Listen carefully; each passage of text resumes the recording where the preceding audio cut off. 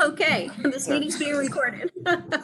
So why even start a lubrication monitoring program in the first place? Well, one of the biggest reasons to do a monitoring program is that most problems are related to contamination and fluid degradation. So these conditions are conditions that an oil analysis program can detect. With other technologies like ultrasound, thermography, and vibration, they can't detect these problems. So oil analysis does work in harmony with these other technologies, but it really is the foundation of a monitoring program.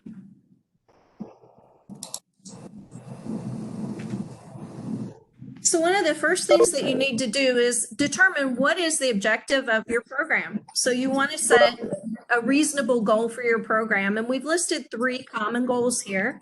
One is reducing your oil consumption and keeping that oil in service longer. Another is, of course, we want to extend the life of our capital equipment and get the maximum value out of that equipment. And we want to increase reliability. We don't want any unplanned downtime at all. And you can pick one of these 3 as your starting goal for your oil analysis program, or you can pick one that's unique to you as well. So who's part of the team? This is probably one of the most important things that we're going to cover today.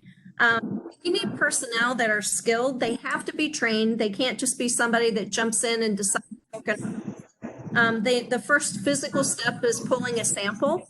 And they have to know how to do that properly, because if we pull samples that are possibly pulled from a location or they're contaminated, then we're going to have bad data come out of the oil analysis, and it's just bad data in, bad data out. Whatever you put in is going to come out. So the training's super important. The people need to be dedicated. They can't really kind of do it halfway. Like, you can't get an electrician in your plant like, hey, we need to go pull that oil sample. And they really need to be vested in the program. They need to understand the benefits of it. They need to understand what you're going to get out of it in the end. So it's some thought really needs to go into who you're going to assign to that program. Mm-hmm. So who is part of this team? Most importantly, you need a champion. So this is the person who's going to motivate the team. It's usually a boss. It's usually someone who is a leader in the company. And then you also need to have a mentor as well. And a mentor can be internal. The mentor can be external. We do this mentoring for all of our customers, people who do their oil analysis with us. Even have a proprietary program called the Reliability Concierge, which is a program where we will assign a person to you and your account, so that any question you have at all, whether it's an analyst question or where should my ports be located, what should I identify as critical equipment, we can walk you through every piece of that. Exactly. And with this, I'm going to turn it back to Heather, and she's going to walk you through some of the assets and some other pieces of the program. Right. And I think while finding the right people and determining who is part of the team is one of the most important pieces, one of the biggest pieces is actually this 3rd step in determining which assets are included. And we basically are starting with a cradle to grave review of the entire program. We're going to be looking at really the whole life cycle, from how the lubricants are stored and handled to the evaluation of the data. So right now we're going to walk through each of these steps. And on the right-hand side of each slide, you'll see which step we are on. So we start with lubrication storage and handling. And one of the reasons we start with this is, as probably many of you know at this point, new oil is not necessarily clean oil. It may have arrived in drums or totes or tanker, but it is not necessarily clean. So when we begin an audit to determine areas for opportunity for growth and improvement, we look for ways to actually prevent further contamination during this step of the life cycle. And we want to really ensure that containers are closed up tight. Consider adding breathers. And the reason we want to look at that is many oil breathers don't necessarily provide significant protection from particulates that are already present in the lubricant or moisture. So you want to really take that into account, because it is the very first step of this process. and you don't want to be putting dirty oil into some equipment.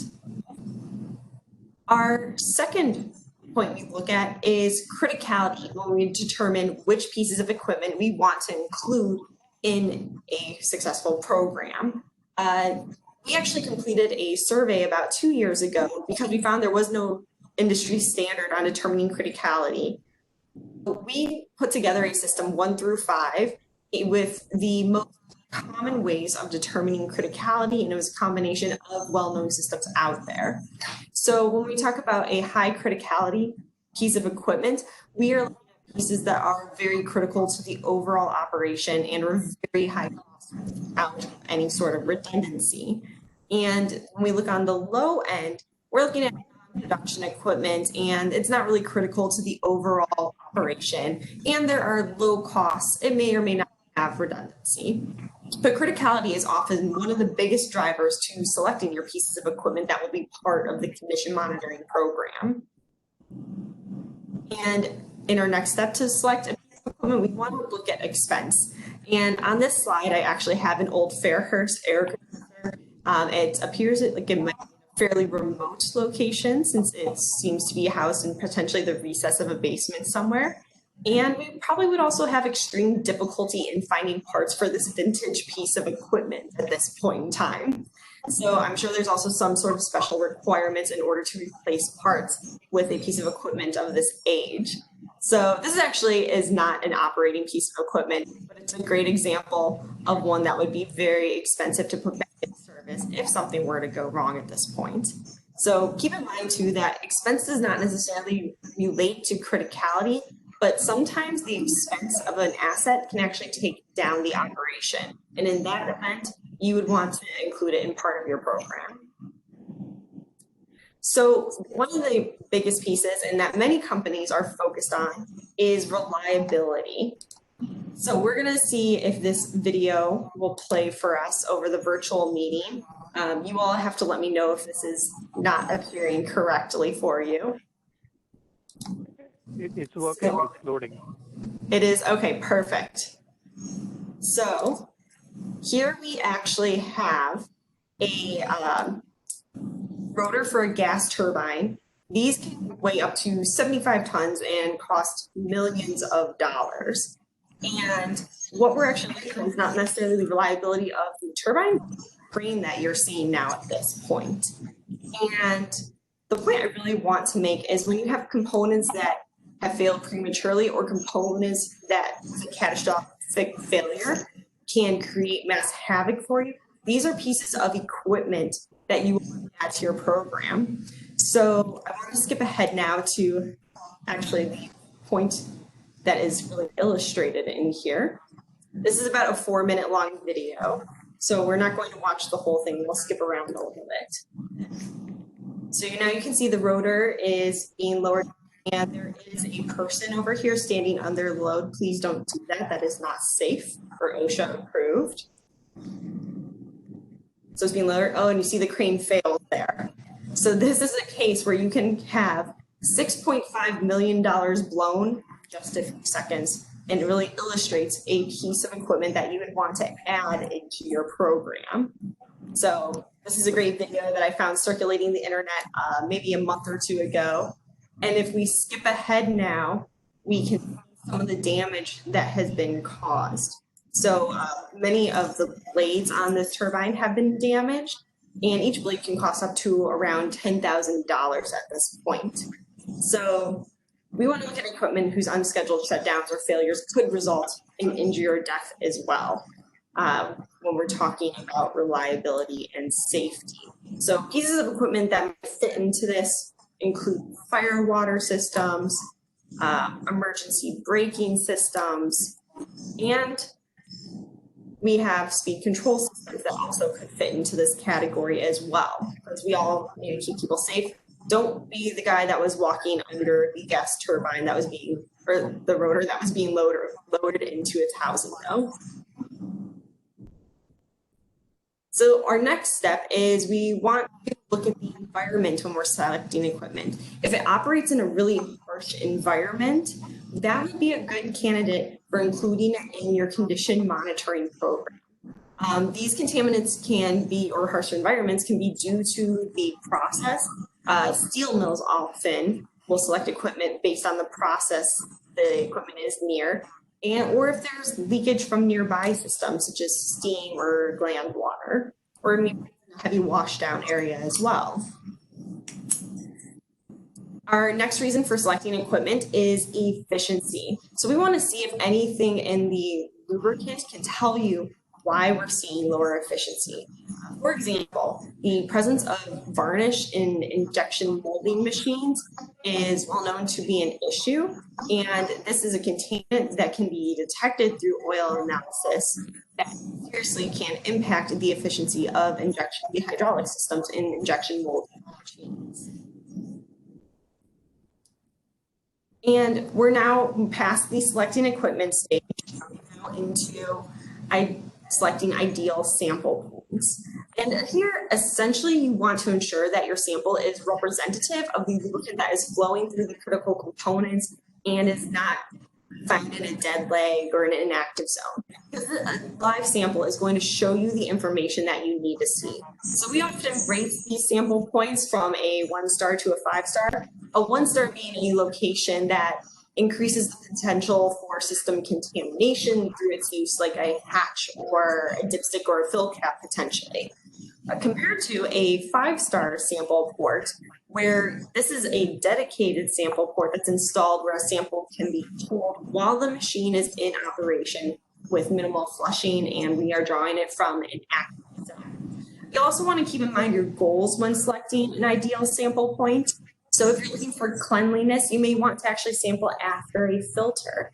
And you want to make sure that you're taking the sample the same way every time to receive trendable data, just like what Mary mentioned earlier.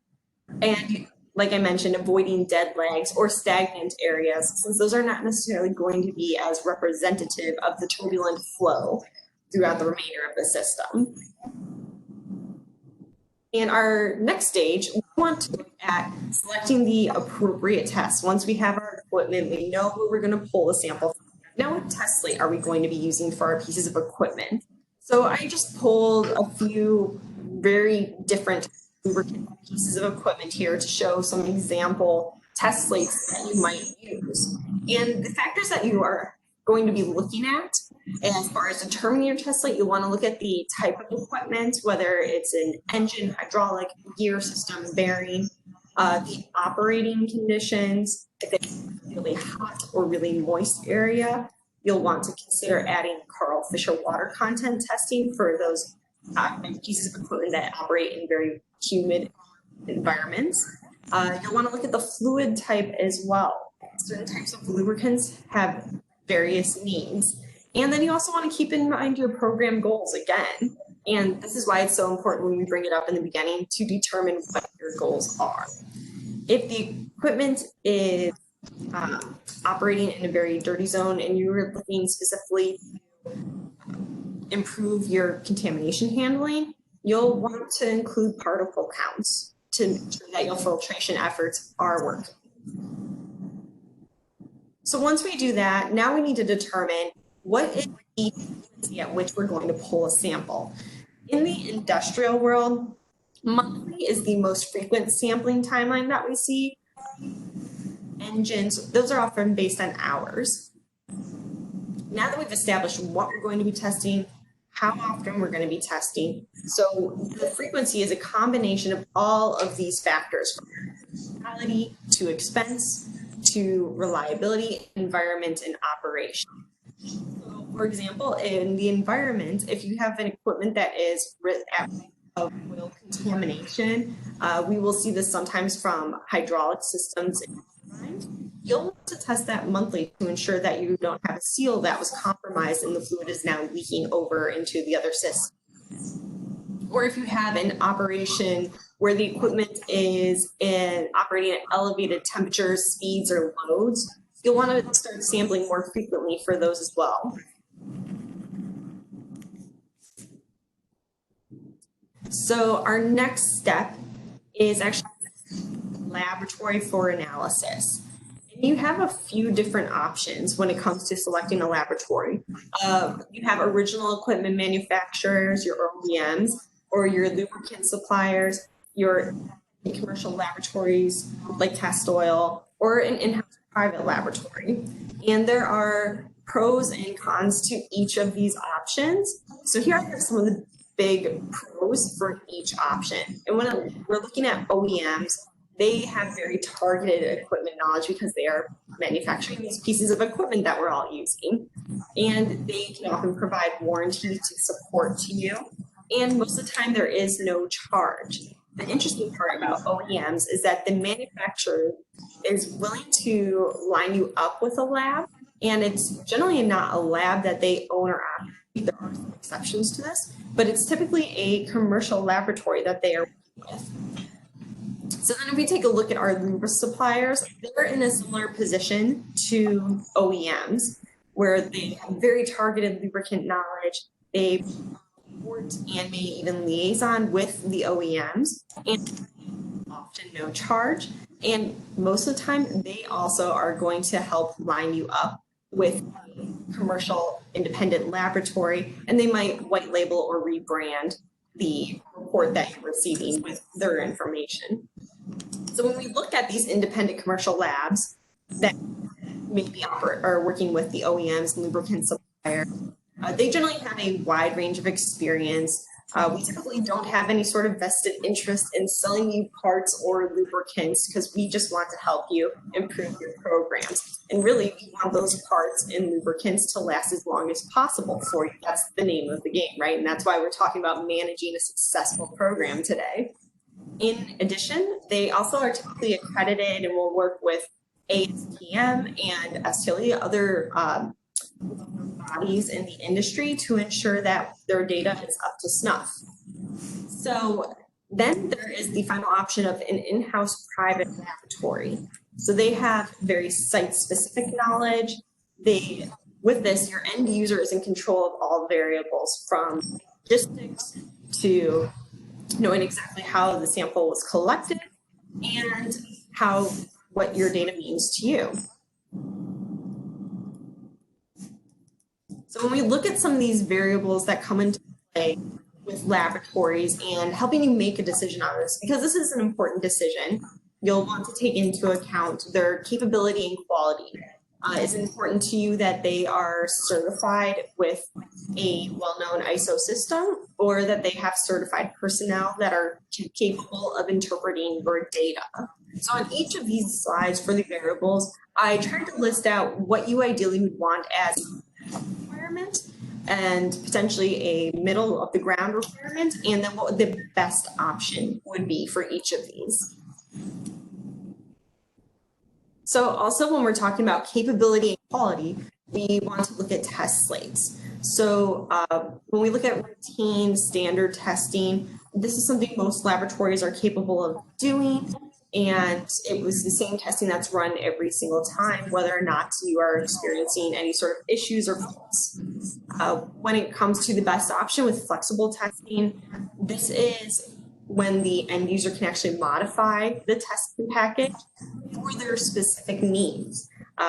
Maybe they have a gearbox that is operating under very specific conditions, so they need a specific type of testing to ensure that they're meeting their goals and the requirements of this specific gearbox. And when it comes to test methods, you want to look that the laboratories are using well-known and established test methods that have reasonable repeatability and reproducibility. The interesting part about this whole presentation is that we are very much so touching the surface of all of these topics. So I love this one because it really gives a great overview, and I'm not going to dive too much into every one area because otherwise I would be talking to you all for 4 hours.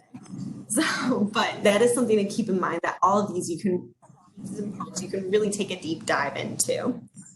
So one of the other things we want to look at when it comes to a program is turnaround, because we know that things can happen very fast in a plant and we need actions to be taken incredibly fast. So you are not having long downtime that is costing you lots of money. We actually worked with a plant maybe 5 years ago. We still work with them, but they had an issue where if we had not caught it, they would have been losing $1 million a day. And Part of the reason it was able to be caught, they were able to act within 10 days because they had their sample shipped overnight, which we're talking about logistics of shipping the sample. The lab tester was able to test it and give them results the same day. I believe it was within 5 hours or 3 hours at that time. And so they were able to devise a plan and have their maintenance team on it for a total of 3 days.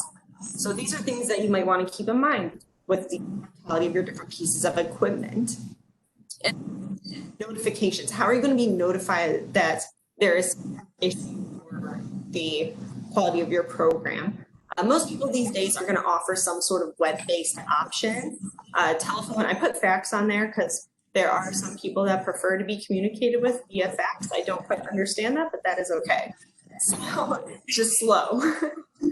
But you'll find many people offer portals nowadays that you can see information and manipulate the data. So when we're at the final stage of selecting your equipment and your program, we want to look at the interpretation quality. So how are we going to know if we have a very normal sample or we are at a critical time where we need to make some decisions and take some actions? So there are a few ways to do this. Oftentimes you will have static limits, which just is the same limit all the time, no matter the condition of or environment the piece of equipment experiences. Usually what is recommended in the industry is trend-based. So we want to look at the rate of change over time, and because we don't want to make assumptions about the environment that the piece of equipment is. We've had, I actually worked with someone about 6 months ago that had 2 identical gearboxes, same manufacturer and model. One was experiencing a severe rate of change, very high rate of change with the presence of iron in that gearbox, and it wasn't being alarmed. And they had another gearbox that was experiencing a very slow rate of change, and that one was actually at a higher level or higher concentration of iron, and it was being alarmed. So what ended up happening here was they had static limits, and they had a limit, I believe, of 250 ppm of iron. So because they had that static limit, we weren't able to alert them to the serious rate of change that was occurring in, let's call it gearbox A. And so that problem wasn't able to be captured earlier on. Whereas the other one had the consistent higher level of iron, that one, it's just part of the process that one was working with and part of where it was located. It just consistently had that higher level of iron. So when you're also interpreting, you'll want to see the types of comments and suggestions on what to do about this. So you can look at the limit hasn't exceeded, make sure you investigate, which is the minimum that someone should be telling you. Even better is if someone can tell you the sources of the contamination or what type of wear is occurring.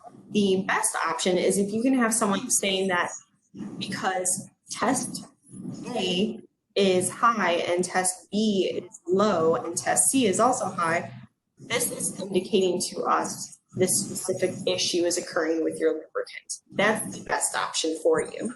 And you also want to look at readability. Are you able to pick up that report and exactly what the data is telling you? Or is it just all numbers and you're not sure?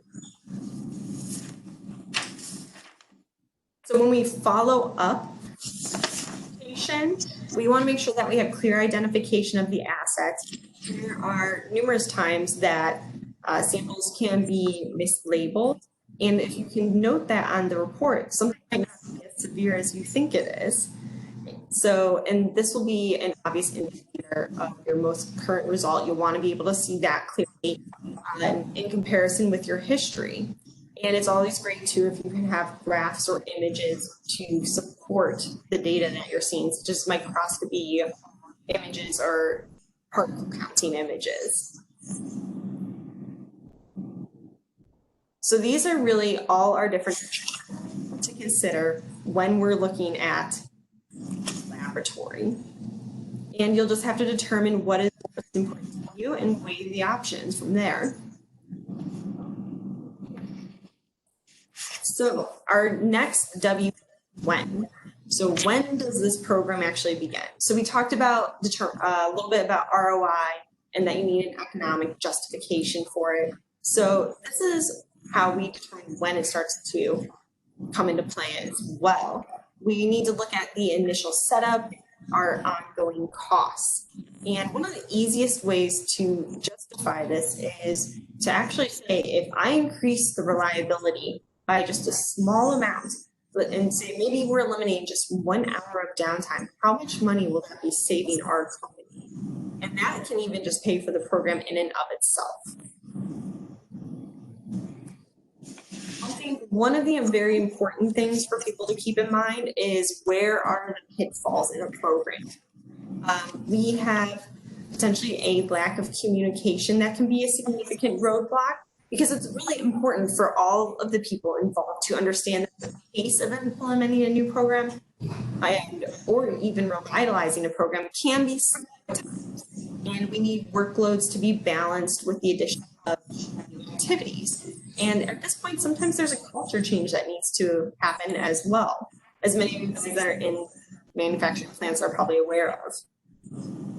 So we want to, and Mary mentioned the electrician earlier, and we want to be careful that people are not taking on too much so that they can concentrate on the critical assets. And the third point is expanding too quickly. Do you really, if you have 100 assets a month that you're testing, do you have time to actually review 100 reports during that time frame as well? If you don't necessarily have the time to look at 100 reports, you might be wasting your time and money at that point. And this is where I really like to talk about the KISS principle: keep it simple and stupid. So not meaning that people are stupid, of course, but you want to keep it very simple. So during this presentation that we talk about a lot of different topics, and it can seem a little overwhelming. What I like to tell people is just consider 10 pieces of equipment, or your top 10% to start with. And it's actually more beneficial, rather than spreading the budget thin over many assets. That doesn't nearly pay as well as spreading the budget over just a few assets that you can really focus on. There's this book that we've read at STLE called The One Thing, and it's pretty much what it sounds like. You are focusing on one thing, and if you focus on that one thing, you will get huge payback from it. And that's really how you want to start with a program, not making it too complicated. You can always build off it. You can always have lessons learned and move on from there. So one of the big things that are the guys and the bosses and the presidents want to know, right, Mary, is how is the program performing? So we really need to ensure that we're creating a direction for our team to follow, and we want to review that periodically. So one of the most common methods is to employ key performance indicators, and some of that is keeping records of predictive oil changes, your filtration requests, your dehydration requests, and any other maintenance actions that you might take. You can track changes also in the frequency of activities, because that can show the effectiveness of a program. If your team ends up taking fewer actions over time because they're starting to move into predictive maintenance rather than just reactive and their hair isn't on fire all the time, that's something you can track. One other thing I like to mention for people is this is another opportunity for the KISS principle. We have worked with people who are not very familiar with analysis to what people would consider world-class program. And there is no shame at all to consider your KPI, just how many samples did you send to the lab. That is okay to start there. Sample compliance and schedules are half the battle, and just making sure that the samples are getting collected and tested. And then you can always move on and adjust over time. So once we figure out what our goals are and determine what kind of KPI we're going to use, we perform annual reviews with our cost benefit evaluations and money saved, because our goal is to avoid downtime and maintenance issues. So this evaluation really allows us to continue improving the programs, because at our goals, again, at our KPIs, and determine, are these still the right goals, or do we need to determine new reliability goals for this program? So this is a goal compliance example that I like to share with this slide and the next one. This is from a pulp mill that actually did all of their testing in-house just using a particle counter and a crackle test. A crackle test is just a visual determination of if water is present. You literally just shake the sample, pour it on a hot plate.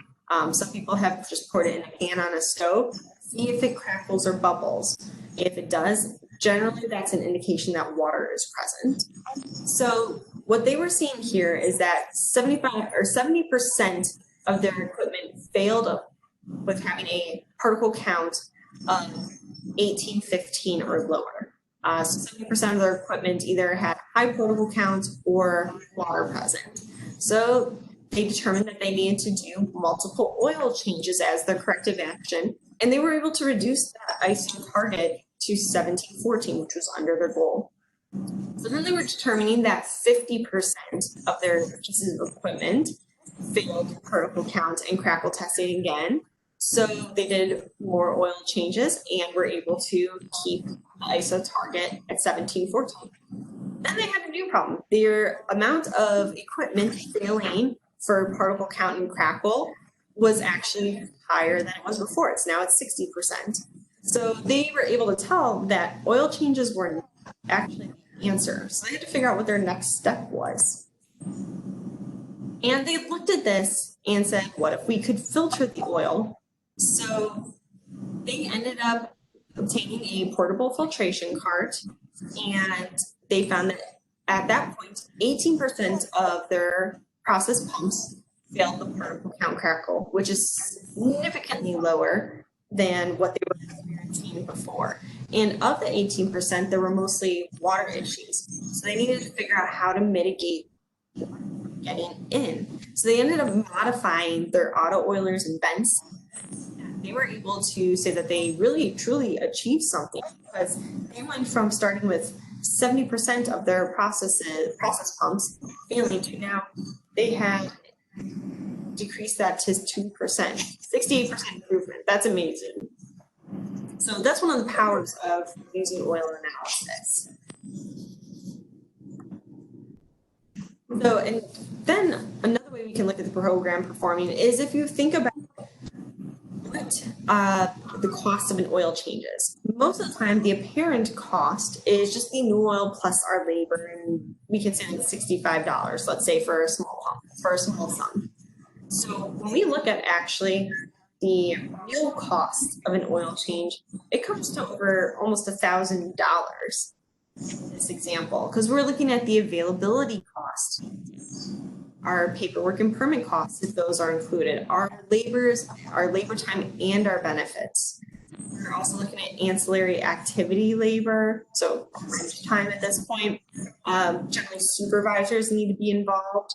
We're oil disposal costs, and it just keeps going and going, right, through lab costs, solid waste, liquid waste costs, safety costs, oil testing, and so that's really the true expense of an oil change, which is why we really want to get away from just changing it on time based and move towards condition based. And these are many numbers that can be used to justify. So I have a couple of case studies, and this is actually from the Miller Western, and in 1995 they had reliability and maintenance costs that peaked at almost $10 million per year. And they were using preventative maintenance costs at that point. 1 year later, they ended up changing to predictive maintenance, and they saw production increases, and they kept going with their program. And in 2002, they were able to reduce their maintenance and reliability budget to $8 million, a little over $8 million. So they actually had a 6-year average of 8.7, which is down from 9.9, which is huge for them. So in 2002, then they were able to avoid 6 rebuilds and 108 hours of unscheduled downtime. And really with their program, their initial investment was $22,000. they found that they had ongoing maintenance of 20,000, and then their R&M costs that were avoided was 120,000, which is a huge return on your investment. So when we look at our second case study, looking at the Palo Verde nuclear generating station, and this one's real quick. So they had the cost of their program at 570,000. And they ended up being able to have documented savings of 3.7 million per year.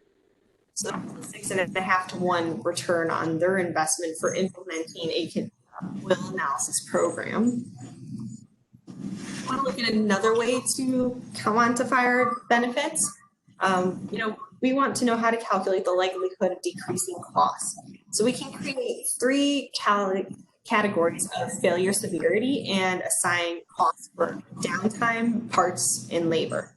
You'll want to total it all up, and then you have an idea of each severity of failure might be the raw total cost. So in this example, we're seeing 115,000 for a severe failure. So, and then we want to assign our probability. So how likely is it that each category of failure is going to occur? Once you have the weighted total cost, you can actually start playing with your probabilities to understand your savings from an oil analysis program. So we can see that with no oil analysis, our probability of a severe failure occurring is 20%. And with oil analysis, the probability of that occurring is 5%. And on the flip side, for a minor failure, we started with a 50% occurrence probability. And with oil analysis, we're looking at 85%. So while that has gone up, we are decreasing the severity of failures, not necessarily the number, but the severity. And we can assume that we'll save about $25,000 from that. So with that, this is really just a summary of everything that we've gone through about over the past 45 years. So we really want to set reasonable goals, and that's our why. We need to figure out who is on our team and build a strong team that has a vested interest in oil analysis and reliability.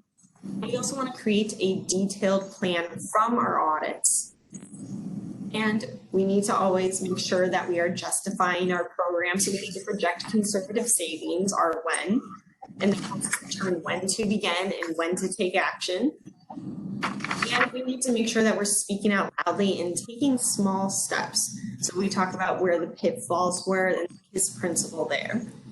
Finally, it was reviewing the progress and taking time to reevaluate. So with that, I would like to thank everyone for joining Mary and myself today. And Nikhil, thank you so much for inviting us. And we'd be happy to take any questions. We have about 13 minutes. Thank you, Heather and Mary. We have a couple of questions. This was a very interesting presentation. Those are in the chat box. I will read one by one. Maybe you can answer. So the first question is by Kuldeep. Kuldeep's question is, great point on sample collection. What are the guidelines set by Test Oil on sample collection? We would be interested to have those guidelines to provide you most representative sample for respective equipment as well as lubricant type, oils or grease. Right. So, yes. Yeah, Kuldeep makes a great point because that is of your life cycle. Once you get your program up and running is how you collect those. That's actually one of those topics that you can really do a deep dive in. What I can do and might be better is we actually have a that we wrote on the topic that goes into all different points, such as where you actually want to pull a sample from a piece of equipment. I can give different examples of gearboxes and other pieces of equipment. You also want to look at flushing from the port that you're using. General rule of thumb is 3 times the volume of the tubing. You also, as practice, is to use some sort of designated sample port. In cases where that's not possible and you have to use a drop tube, you want to in the middle of a sump if possible. You tend to have a little bit more stagnant lubricant on top, and at the bottom you have your BS and W, so your bottom sediment and water, which will muddy up your data for what's actually flowing through your components. But I would be happy to send Kuldeep over the ebook, and that might help him. This is actually a topic where we do an hour-long webinar on also. Okay. Like deep dive into it. Okay. I hope that answers Kuldeep's question. Yep, thank you. We have more questions. All right. So Thank you. Oh, you're welcome, Kuldeep. We have next question from Tom Crayola. Why do OEMs not provide clean oil? Can you buy that for an additional charge? So there are many reasons they might not provide clean oil. It could be part of the manufacturing process in the case of synthetic lubricants. Most commonly what happens is in the transfer process. Things may be left open, exposed to the environment, and in addition to it not being clean, you have to be careful about cross-contamination. There are times where totes may be used and reused, and as well as tankers. That's something that we've experienced at the laboratory, where lubricants are cross-contaminated between different brands and types for that reason. And what you can do for particle counts, and I know some of our customers do this, is they actually work with their lubricant suppliers to obtain on their certificate of analysis, that their lubricant meets a certain ISO code or lower for particle count. Generally, there is an additional charge, is my understanding, with lubricant suppliers, but that can be written into the you have with them. Okay. So we have next question from Tom. Is there a ballpark investment to establish a loop monitoring program, small, medium, or large estimate? Oh, wow. That's a really hard question. I think that's going to be a site-by-site basis. When you're talking about a small site with just a few pieces of equipment, it could be a relatively nominal fee to get started. When you're talking about very large plants that have campuses, you're going to be talking about a much larger number. So unfortunately for that one, I don't quite know off the top of my head what to tell you on that. But this is a case where if you're worried about budget, I would remember the KISS principle and keep it simple. If you do have a small or large operation, consider just starting with the top 10% of your pieces of equipment. So the things that are the most critical, can take down production. That's the number one way that people determine which pieces of equipment should be part of the program. So criticality and safety are the two things I would start looking at. Keep it simple and just pick the top 10% pieces of equipment. That will keep your costs low as well to begin. Okay. Tom's next question is, do some customers want a third party such as Test Oil to do all their lubrication monitoring on a regular basis? So can you repeat that one more time? Do some customers want a third party such as Test Oil to do all their lube monitoring on a regular basis? Yes, that's probably the majority of our business actually. They want us to be their eyes and ears on the ground for them through the laboratory, and we use an email system as far as they get a email that contains all of their reports for each oil sample they sent, and there's a brief summary in there that tells them whether the lubricant and machine came up normal or there's a problem with it. So that gives them a quick and easy way to look at this. And Heather, do you have some thoughts? And Heather, if I could add, we have a whole division that will go out, do an audit of your facility, tell you where to put the ports, and we'll go out and actually pull your samples for you and give you maintenance recommendations and even input those work orders into your CMMS maintenance system. So we can do a whole turnkey approach for you. We can do any portion of that for you. And we have a lot of clients that have us do the whole thing. Yeah. Okay. All right. Tom's next question is, I think in one of the slides you provided test numbers. So I think D5185. So Tom's question is, are those ASTM test numbers? I believe I know the slide he's referring to. You can. They were at the top of the column. Curious. That was referring to the ASTM test numbers. Okay, thank you. Okay. And is the particle counts ever 0? No, I've never seen a particle count of 0. Most of the particle counters and every analytical and scientific instrument has a threshold at which they can detect data reasonably. So there's always an upper limit and a lower limit. It depends on the particle counter. I don't think I've ever seen one below 10, an isocode of 10. And when you start to look below that, the instruments have a hard time telling whether the number is really a 2 or an 8. And that would end up causing a significant amount of confusion for customers. And it's just really a lot of noise that isn't necessary. Thank you. Okay. Tom's next question is, are there industry standards on loop sampling frequency for various equipment types similar to AGMA service factors?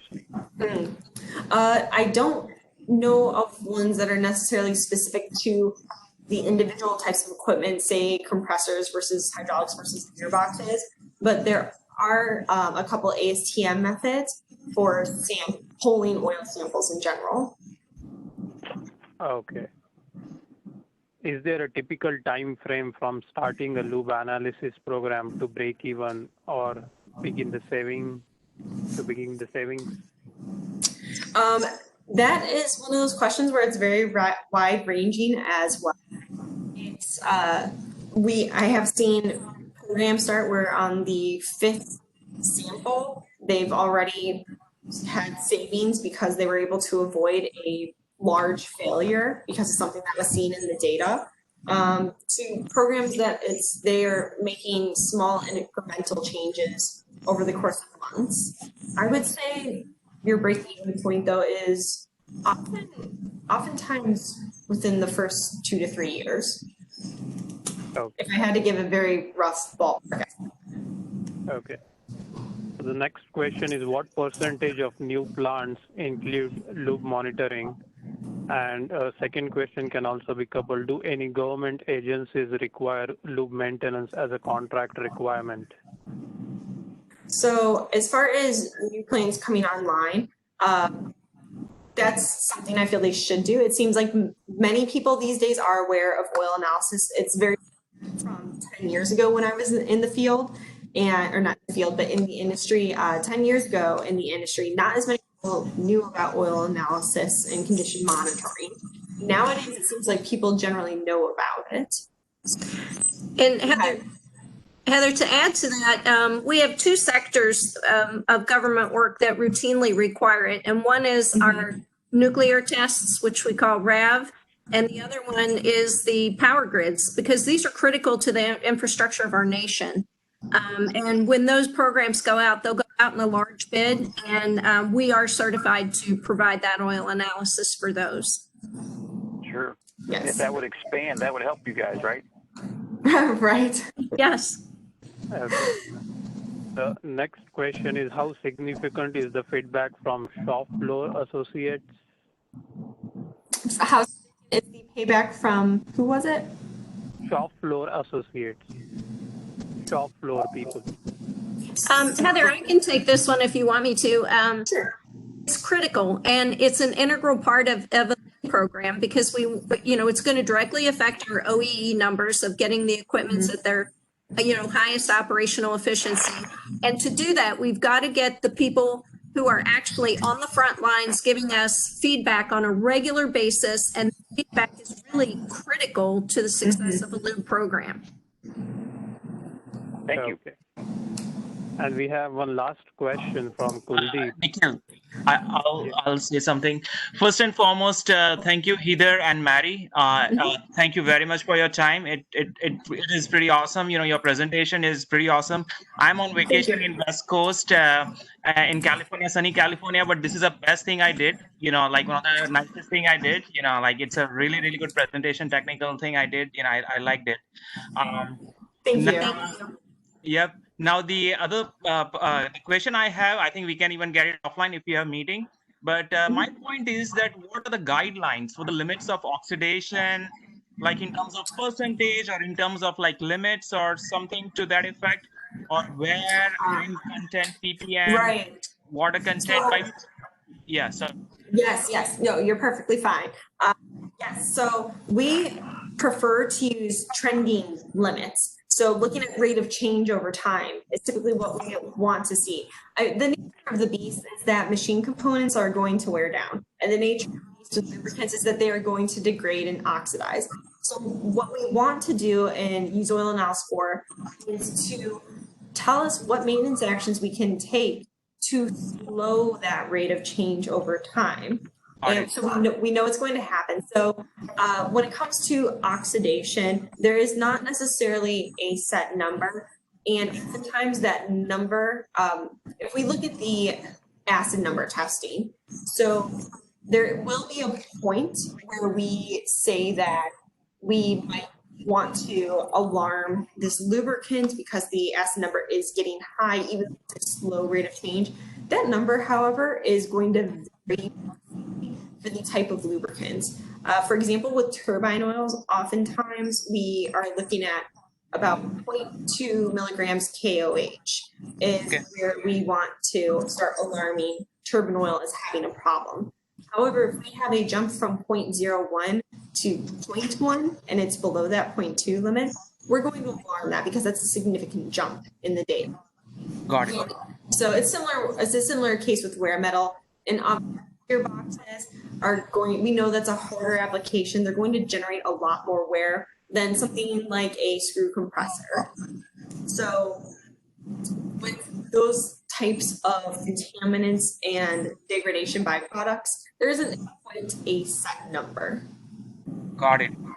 No, thank you so very much. Thank you. Appreciate it. That was a great question. It's a question we commonly receive.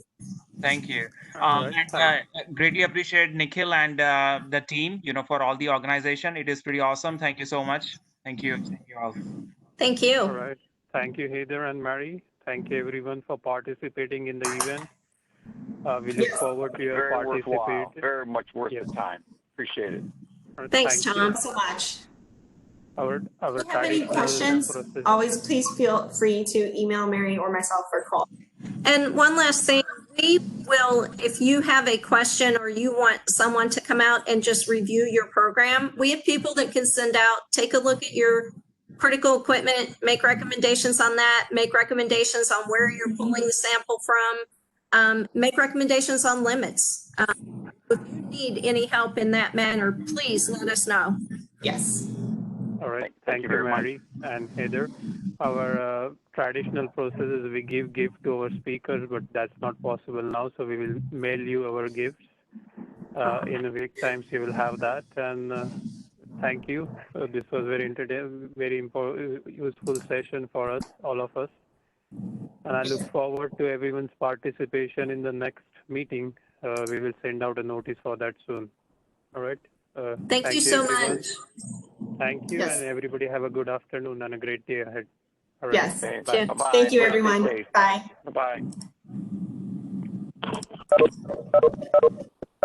Bye-bye.